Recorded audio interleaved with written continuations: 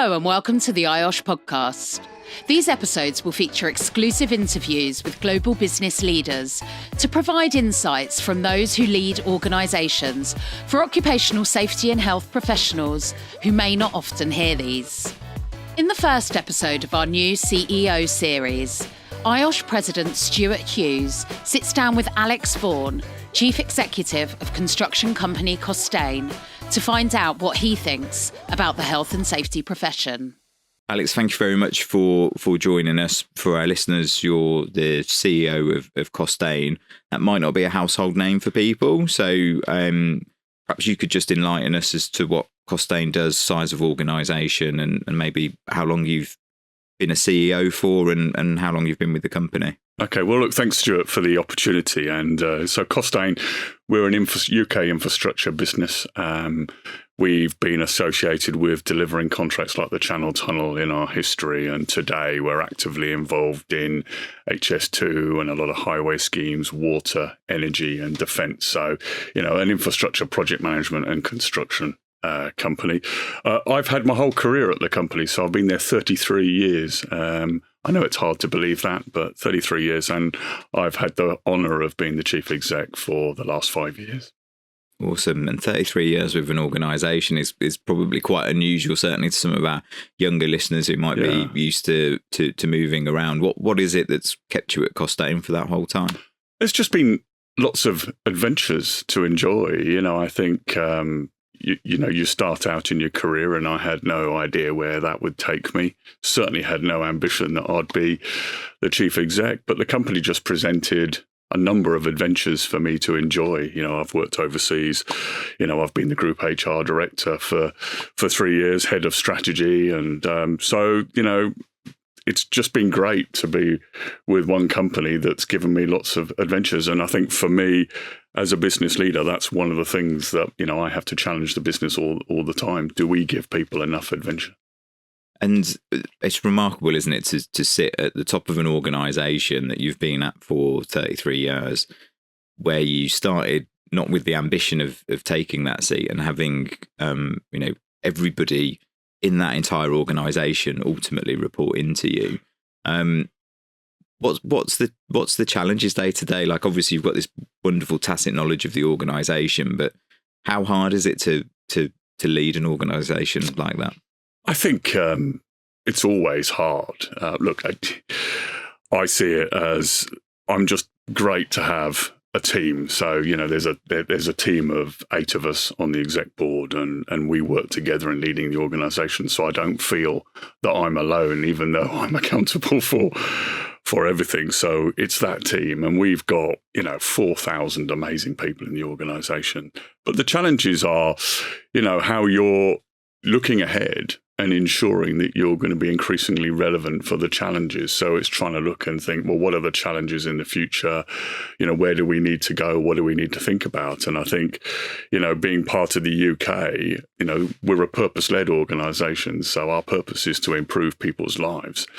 And if we look at some of the challenges the UK wants, I spend time with government and people because we really want to think about how can we play a proactive role in driving economic growth, positive social change, decarbonise society. So, those are the challenges of how can we play that leading role moving forward. And they're significantly wicked problems, right? That take a lot of people to bring to the party to make the change happen. One of the things that I wanted to talk to you about was what I will call a pervasive view that I see quite often on socials, so a lot on LinkedIn, about people at the top of an organisation not caring about the workforce. And I just wondered, why do you think that's there? And maybe specifically within your organisation, how do you demonstrate that care? Yeah, I personally don't see that. So, the customers I work for, the other businesses that we work with and alongside, I don't see that culture. But I think you can't get away from the fact that there are some very high profile things in the media around organisations that have done things that you really scratch your head and think, how on earth did people do that? Look, I like to treat everyone the way I've been treated. Caring is one of the values of our business. People are our biggest asset, and I mean that really. And and I want to make sure that everyone has is unlocked. So we have a focus in one of my priorities for this year. So the first priority for 2024 is unlocking our talent, and we talk about how do we create an environment that people can thrive. So that's about how we manage hybrid working and things like that. We haven't mandated anything. It's very much empowering and saying what works for you. It's turning around and saying, how are we developing you? How are we coaching you? And I've got to say, the results of the last 2 employee engagement surveys that we've had have been positive in terms of how engaged people are and how people do feel looked after. And, we invest a huge amount in wellbeing, because that's probably one of the biggest challenges that we've got as a business. And we take safety seriously. And I take well-being and safety personally. And the reason I take them personally is that I've been affected by both. So, I've had a family challenge around well-being that frightened the life out of me. And I want to make sure that no other family goes through that. And from a health and safety point of view, I've had to talk to a family whose son died on one of our sites. And, I never want a family to feel like that, and I never want to have to have a conversation like that again. So, I would say that we really, the fact it's one of our values that we've gone out, the fact that it's our top priority for 2024 in when we talk about it, and the fact that, every single site I go to and project I go to, I have a Q&A with the team, and I say to the team, any question, I want to know. I want to know how you feel. Please, when I walk out that door and I go back to work, I don't want anyone moaning that I didn't talk about X, Y, and Z. So, and I see that in most businesses, but unfortunately, I think, media does highlight some of the challenging cases that I think all of us scratch our heads over. Yeah, and I think, there's some very pertinent ones that have been in the press recently, isn't there? Yeah. Kind of thing. Dreadful. My days, how have we ended up in that position? But I think the bit that I'd just like to, I suppose, touch on there is that personal experience. So I won't delve into the kind of family side of things with you, but that personal experience on the work front where you're, dealing with the impact of a loss of life at a site must be really, really challenging. And in terms of, if you've not had to do that before, and obviously you quite clearly don't want to have to do that again, but could you just talk through kind of how you prepare for that, with the kind of process of, I suppose, dealing with that as a leader of an organisation? Well, I think a lot of the preparation comes down to your personal qualities. I think if you're, very sadly as an organisation, we had a fatality on one of our contracts last year, and I got the phone call, and, I went straight to the project. And, what I was there for wasn't to get involved, wasn't to interfere, but was just to be there to give support to the team. And, I just feel that that's, as a business leader, my job is to make sure I'm looking after the people that are hurting very badly from what's happened, and to give them that support. And then, in due course, you give the opportunity to talk to the family, because they've got a lot of questions that they want to ask you as to why. And in the latest case, we're able to determine and go, we've totally changed the way the industry works. It was a tragic accident, something went wrong, and the whole industry has now responded in totally changing. So we just have this commitment. It'll never happen again, and how are we going to make sure it never happens again? So I just think that leaders need to have. When you select a leader, you've got to select people who have the personal qualities. Do they care? And if they don't, then they're not the right people. So it's as much about you as a person. And I think that, it's amazing to hear, isn't it? That, I think we owe an obligation to people that we lose along the way to make those changes and to make them, pan industry, so that we don't Definitely. have those repeat things. One of the things that the profession I hear quite often is screaming for really is a seat at the top table. So how do we have, and how do we get board presence? And I just wondered, what as a leader of an organisation, what's your thought on safety professionals or a safety professional being represented on the board? Look, I think, our group, Safety, Health and Environment Director sits on our executive committee. It's really important that we get direct feedback from him in the meeting, that he can take us through the leading indicators, talk about sort of, the things that he feels and the things he sees, is able to engage us in a discussion. And it's the most animated part of the board meeting. And, when we do have something that hasn't gone right, there is a real drive to want to solve it. And actually, sometimes he needs to calm us down, and just sort of say, look, we need to understand what the root cause is. So I know you're feeling it. We've got an instant grip that it shouldn't happen again, but take the time. So having someone that can be a coach and a guide for us at the same time as someone who informs us and gives us that is critical. And I think also having that person around the board, when you're talking about the strategy, you're talking about customers you want to work for, you're talking about joint venture partners that you might want to work for, skills and capabilities you need.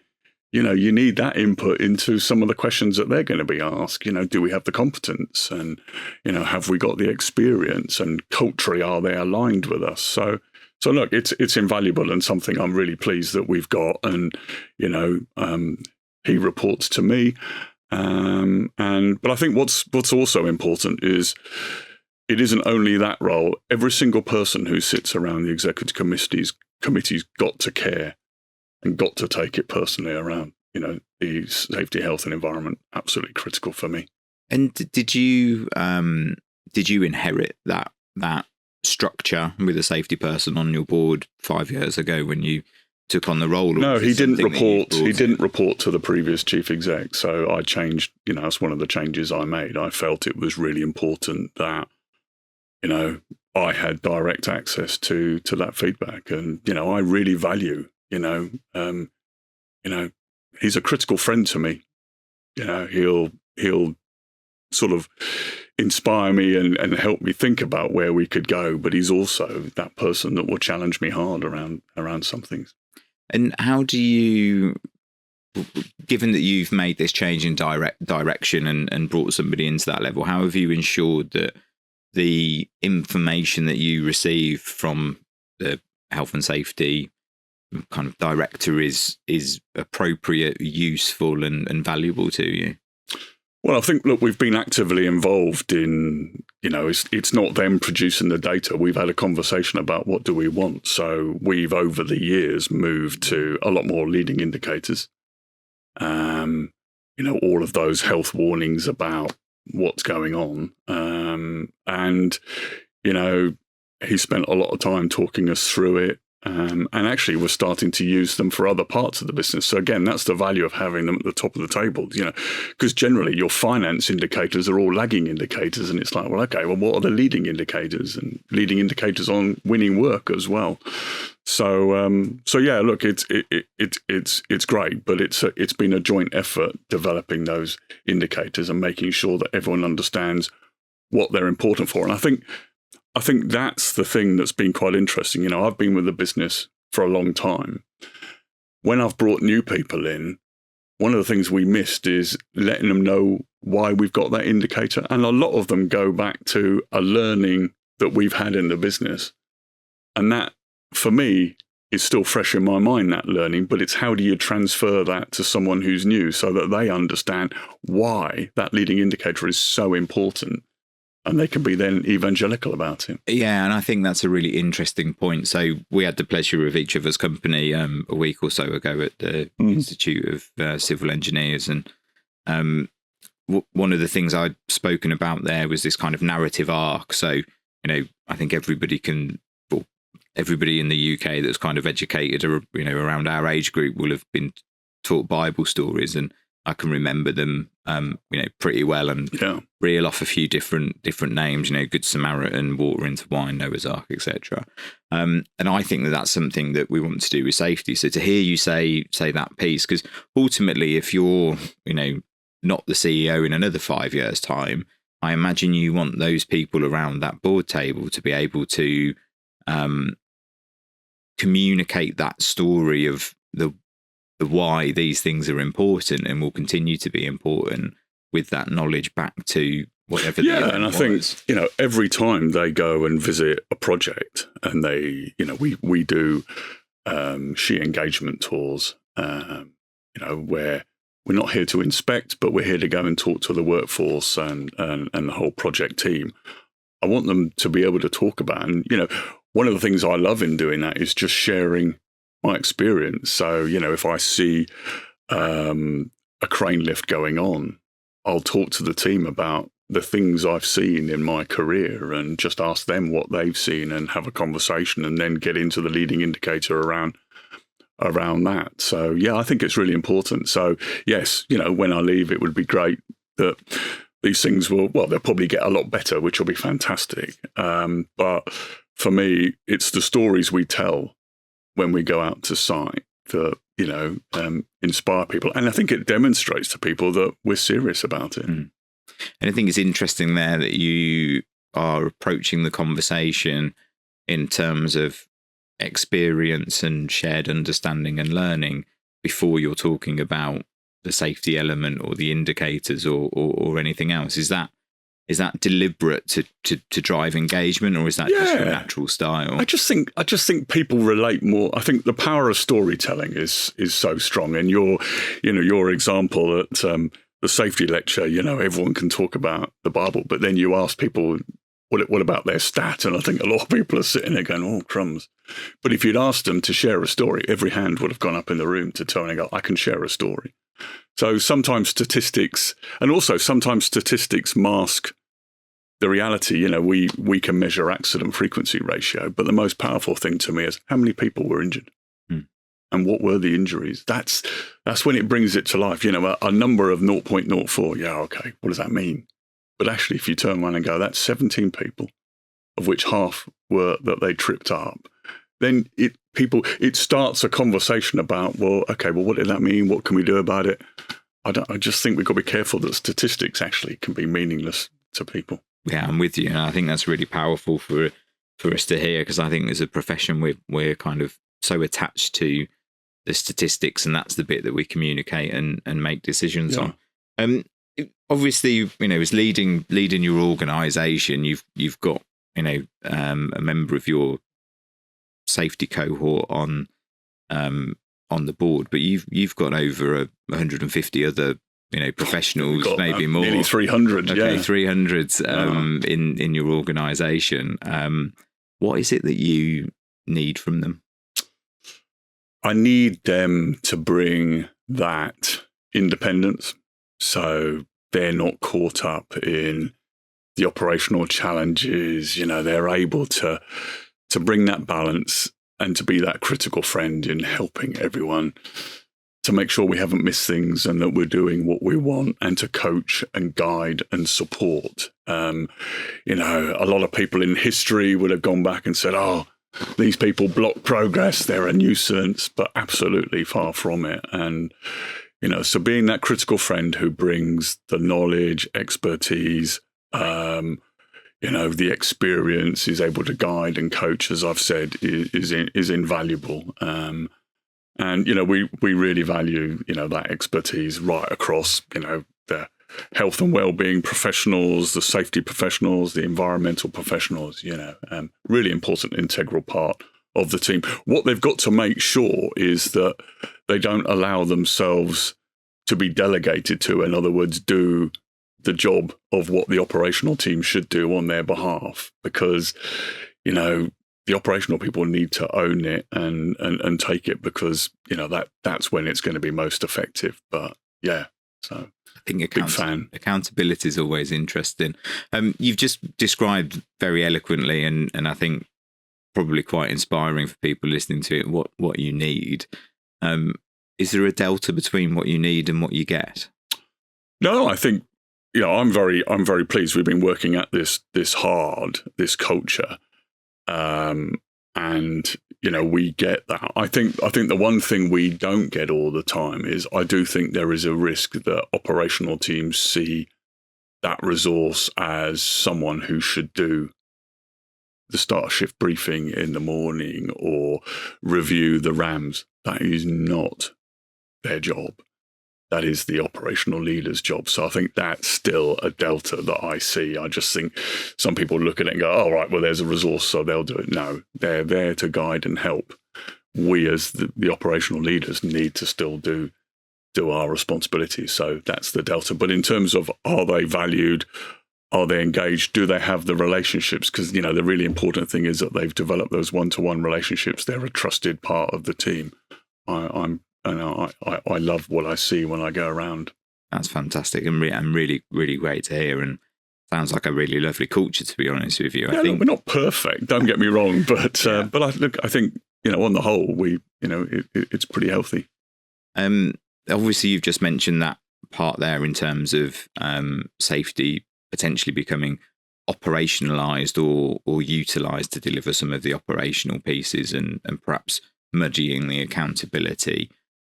What are the kind of other risks or areas that worry you as a leader of an organisation and a lot of people, and why do they cause you concern? Yeah, look, I think I've always got an unease, a healthy unease around everyone being safe today. I joke with our safety, health and environment director that when his number comes up on my mobile phone, my sort of heart misses a beat. So I've always got that. So the challenge is you can never, ever take your foot off the floor in terms of making sure we're doing everything. So that is a challenge every single day. But I think the biggest challenge that we face is health and well-being. I visited a project yesterday and we were talking that over the last 6 months, 3 people had a stroke. So I just think, those are big challenges for society, and we see it talked about. We've got more to do. An area that we've got a lot more to do is around looking after people's well-being. And then trying to look after people's health. And then you get into the sort of like, well, is it our job to tell people how to live their lives? It's hard, but I think, because we do care about people, then we try and give the best advice we can if people choose to ignore it. And one of the things I got asked, I was at an engagement visit last week. And one of the questions I was asked is, well, what are you doing about your well-being? And I was sort of like, oh, crumbs, okay. And actually, since Christmas, I've made sure now that I'm going to the gym 3 times a week and finishing work at 5 o'clock to do that. And I found that really hard to finish at 5 and not feel guilty. But, I hope that my role model behaviour, and I talk about it, will encourage others that, you need to have that balance. And yeah, I think the lead by example is really, really, really important. I think the other aspect, and we talk about this a lot in the profession, like my view is health is the foundation for everything else. So, if you don't have your health, then everything else becomes very, very challenging in life. And you spend a lot of time at work. So I'm of the opinion that a workplace should enable you to thrive and to flourish. And we should be helping people to make better choices or informed choices when it comes to health and well-being.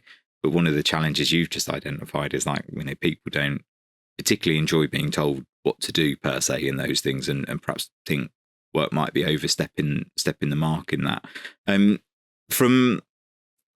What could you give an example maybe of some of the things that you're doing in that kind of health and well-being space that are, I suppose, hoping to make the difference for people, or at least kind of point them in the right direction? Yeah, look, I think what we've been doing for a number of years is, really positively, the person who heads up and sponsors well-being on our board is the commercial director. And most people would turn and go, blimey.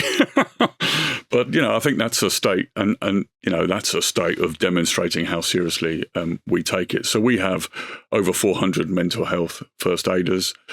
We put all leaders through, health and safety wellbeing training. And,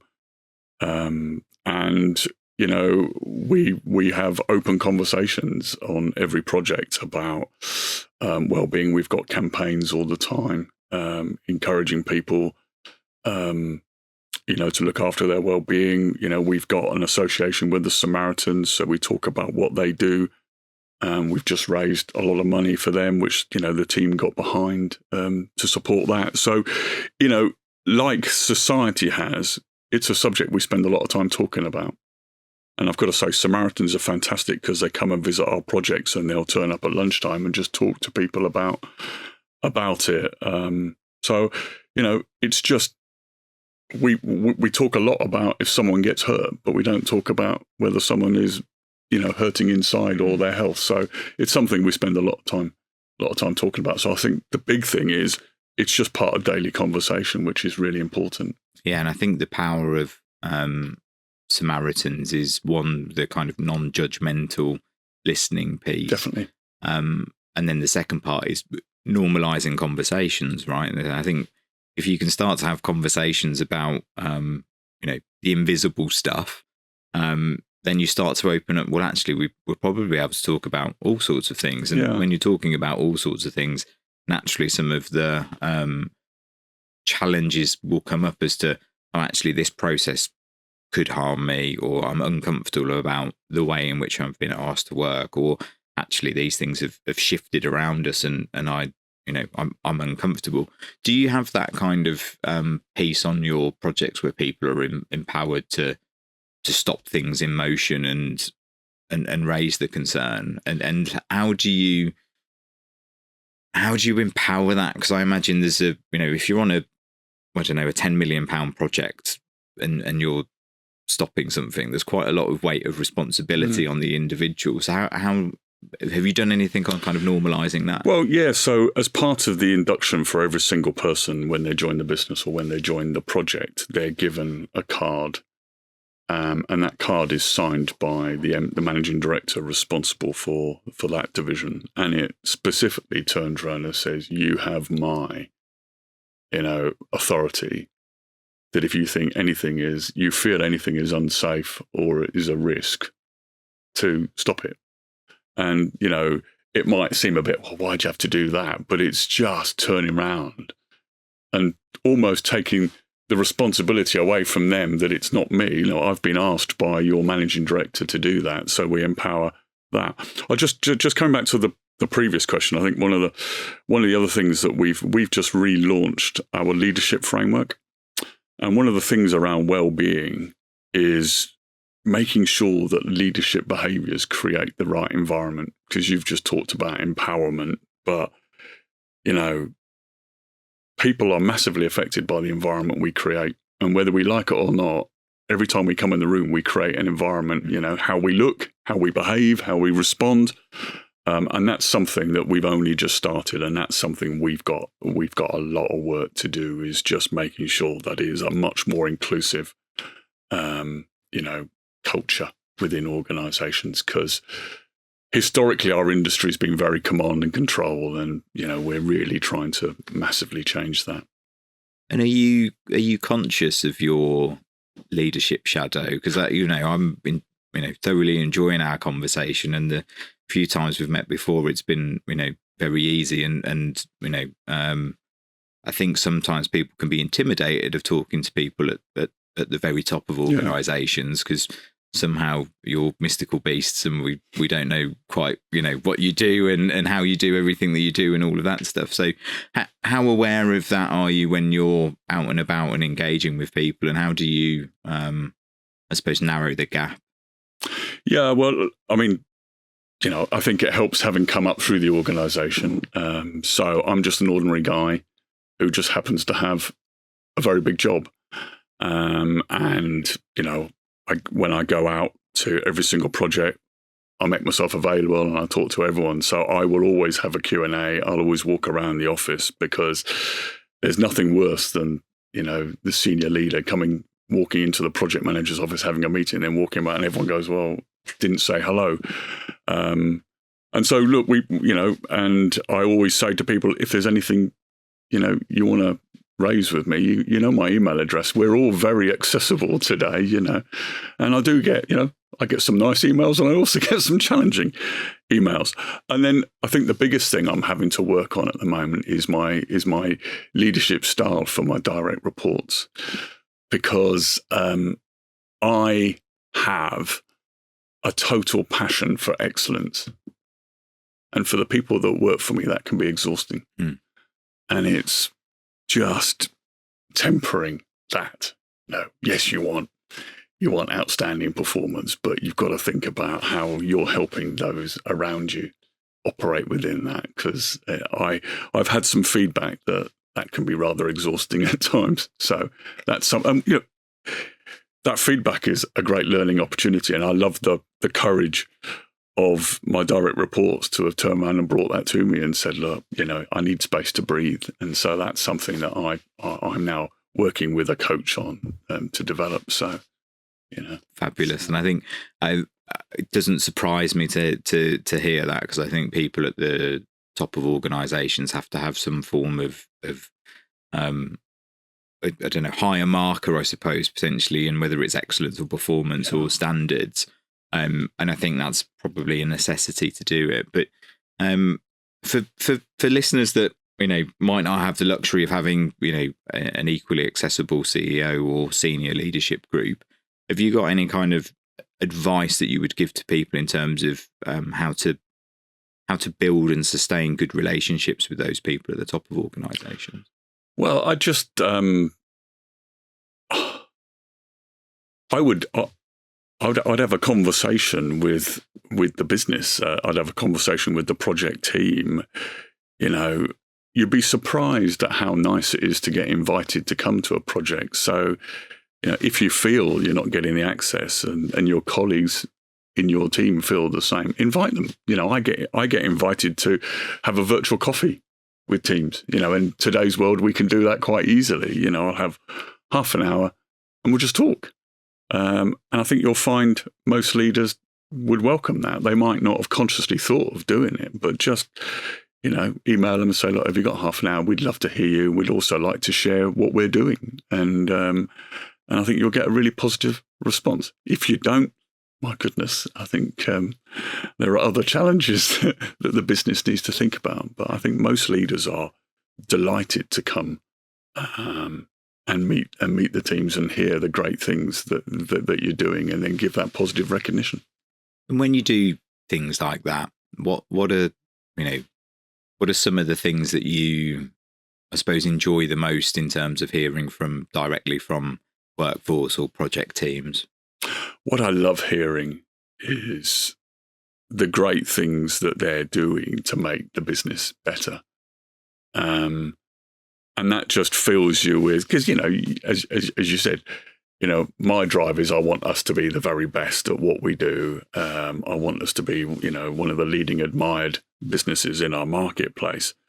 And when people talk about actually how they work as a team and how they solve challenges and how they're moving us forwards, and I then drive our communications director mad, because I come back to the office and I go, why aren't we talking about this stuff that I see? And he goes, oh, guys, he's someone else who's spoken to him and shared what they're doing. So, and that just fulfills you and makes you feel, wow, we're doing great stuff. Because sometimes you're not sure that it's happening. So that for me is the great thing. I mean, I'll give you another example. I was in Manchester visiting our office the other day, and one of the young graduates turned and I said, well, we've put together a apprentice and graduate network, and we're supporting each other with our development to get chartered. And it was like, wow. So you haven't asked for permission. You're not waiting for the business to solve it. Great bunch of like-minded people have just turned and I said, I'll tell you what, there's a gap, we'll sort it. And then you've shared it.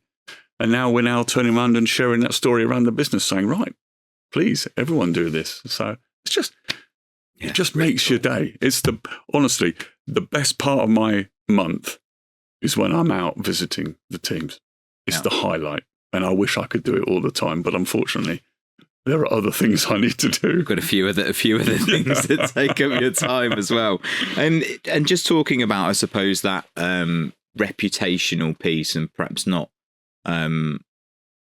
always blowing your own trumpet. I think the safety profession as a whole suffers from that. And we touched on it a bit earlier in terms of perhaps in the past, people have seen us as blockers or inconvenient and perhaps not the enabling profession that I perceive it to be.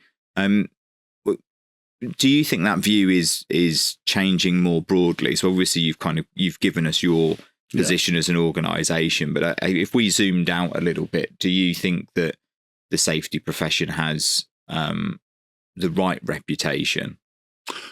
I think it does. I think the world's changed, and everyone is driving to eliminate harm. And environment now as much as safety and as I said, well-being. So I think it does. I just think the really massive part that we all have to think about is actually how do we broach that conversation? Because it's, and we learn it in every conversation that we have. So how someone receives that feedback will be based on, did you shout at them?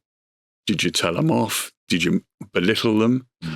And, that's the big thing. So I'm not sure it's how people are valued, but it will be whether people feel told off. And I think, as I sort of said earlier, if you can perhaps refer to a story and make it personal and I can remember when I first started in industry, I found it really hard to go and talk to a foreman or a work superintendent and tell them and ask them a question about whether they were doing it safely, because they're the experts. But if you broach it and tell them and go, look, I really want everyone to be safe here. I'm just thinking about that. I don't know whether you're doing it right, but can I just ask, because I want to make sure you're safe, is that the way you should do it? And I think if you broach it in that sort of way, you'll get a very positive reaction. So I think it's as much how you have the conversation as it is the conversation itself. And there's an interesting piece, and I wonder how you hold this. I think safety is not honest enough with itself in this position, because fundamentally to get things done, there's a certain amount of risk that has to be taken. That's how progress happens. That's how things get built. That's how the world turns, really. But we're not very honest with that. We kind of have this, weird term of like zero harm, which I don't believe in, if you like, because actually fundamentally to get stuff built and everything else, there's going to be a proportionate risk that's accepted by an organisation. How do you hold that kind of risk reward balance? So when we did our risk management, and we've got risk appetite, and we look at all the things, like what type of contracts will you take on? I'm afraid to say that when we came to health and safety, we're risk adverse. Mm-hmm. And we talk about eliminating harm. So yes, there are risks, but we do a lot of work to manage that risk to an extent that we can eliminate harm. Unfortunately, we're humans, right? And I will tell stories about when I'm putting up my Christmas lights at home. Do I lean a bit further than I should when I'm up the ladder because it saves me having to move the ladder? Another time, I do. And, that's where the behavioural piece is really important. So, the biggest challenge that we have is that we're all humans, and we will take a shortcut if it presents itself, and we will make mistakes. But I think in the planning and preparation, we have to be absolutely rigorous that we've eliminated harm, and then it's down to the independence of the supervision to try and help us all keep ourselves true. Because, I'm as guilty as anyone. I will do things because, as a human, and then I'll kick myself afterwards, and that's how we learn, isn't it? You learn from mistakes and failure. But I think if you can relate to people and say, look, I'm like, but my job's less risky than yours. But I know, those risks. So I don't think, I would say we will never do anything if we think we haven't taken all of the actions to eliminate the harm. We then just need to be absolutely uber vigilant that someone. And generally, what I find with accidents, most accidents is where someone's actually changed what they're going to do and they think they're solving a problem or they think they're helping. And it's that unplanned activity that generally is where it goes wrong. Yeah, and it's that empowerment of getting people to stop and to think and to assess and then act rather than. Definitely. I'm with you. I think a lot of people take action in the best interests of the organisation or achieving the goal that they're working on, and unfortunately the error comes in that because they've missed something or haven't seen it. I'm going to hit some quick fire questions, if that's all right. Okay. And then we'll wrap up. So I'm really grateful for your time. Thank you again. Great bit of conversation. I've enjoyed it. What's the best piece of advice you've been given? So the best piece of advice I've been given was by an ex-chairman of the company. So I was really struggling with making a career move because I was thinking that's not where I want my career to go. And what he said to me is, when you look at your next career opportunity, don't think about it as the destination, but think of it as part of the journey and what are you going to learn in that role in terms of where you want to get to. Fantastic advice. That's superb. On the flip of that, what's the worst bit of advice you've been given? So I had a counter to that. So someone came to me and said, don't go changing what you're going to do in your career. You're a commercial person. Stick to being a commercial person and do that. And luckily, I avoided and ignored what they said, and that's why I've got to where I've got to. Yeah, I think stay in your lane is probably one of the worst bits of advice you can. But there are so many people that think that's the answer. Yeah. What's one book that you constantly either return to or gift most often? It's Black Box Thinking by Matthew Syed. It's amazingly powerful, great stories in it, but it's about inclusive leadership, and it talks about how safety, that if you've got controlling minds and you shut other people out, you miss an opportunity to avoid things. So it's all about that inclusive thinking. Fantastic book. Yeah, that's a great recommendation. And finally, what failures provided you with your greatest learning? I think my biggest failure, I was lucky enough to go to Harvard to do the Advanced Management School, Harvard Business School.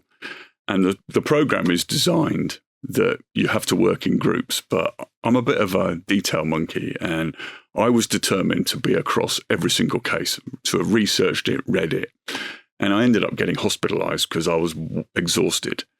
And the course tutor came to see me and he said, we designed this course to stop you being a control freak, right?